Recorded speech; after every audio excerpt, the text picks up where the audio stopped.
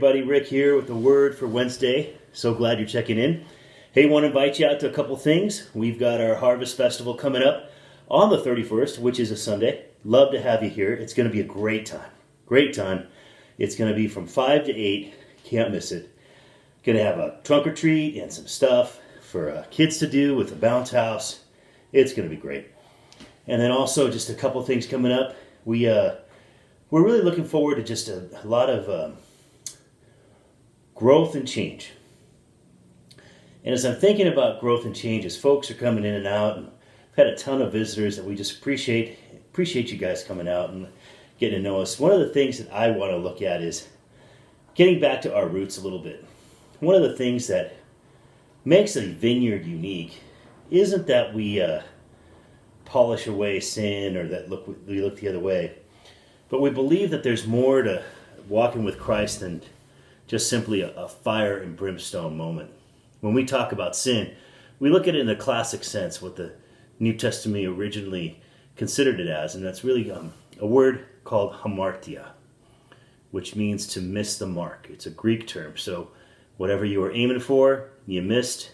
When you were shooting at a target, you'd have a guy standing on the other end of the target, and it would say, "Sin, you missed the mark. You didn't hit the target." So when we look at the target is really what God has intended and designed us to be, our life and who we are, created for His kingdom, for His purposes, for His will, to advance His kingdom, to share His love and His grace and mercy, and to be the hands and feet of Jesus. And yeah, we miss the mark. And it says this in Proverbs 20, verse 9. It says, "Who can say I have kept my heart pure? For I am clean and without sin." Well, that's no one. No one can say that, but we can all realize that Jesus did it. And as we walk with Him and in Him, we see more and more how this love for Jesus outweighs the mark, the missing of the mark that we have had, the target that we missed.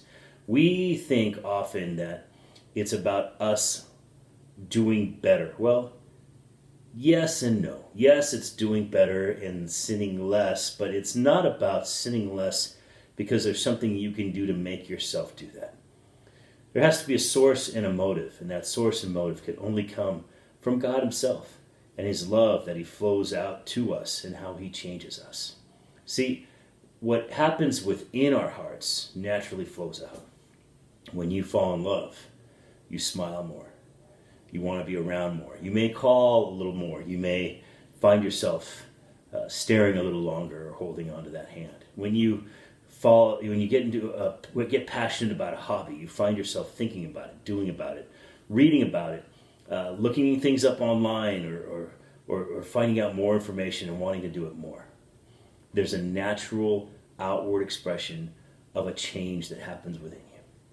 And that is really what God is calling us to be. So when we look at transformation here, because in essence, our church's mission statement is to experience God's power and presence that transforms us as we transform others.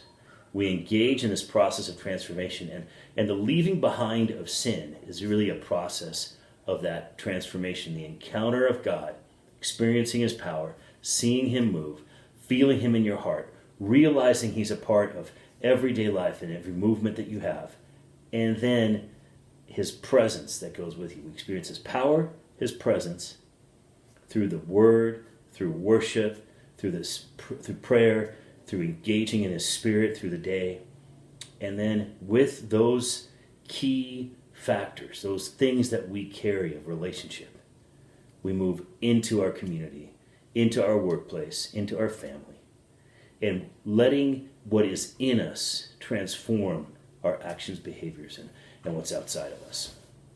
It's a good thing, and that's good news. And it's a powerful witness because it's not about what you have to do.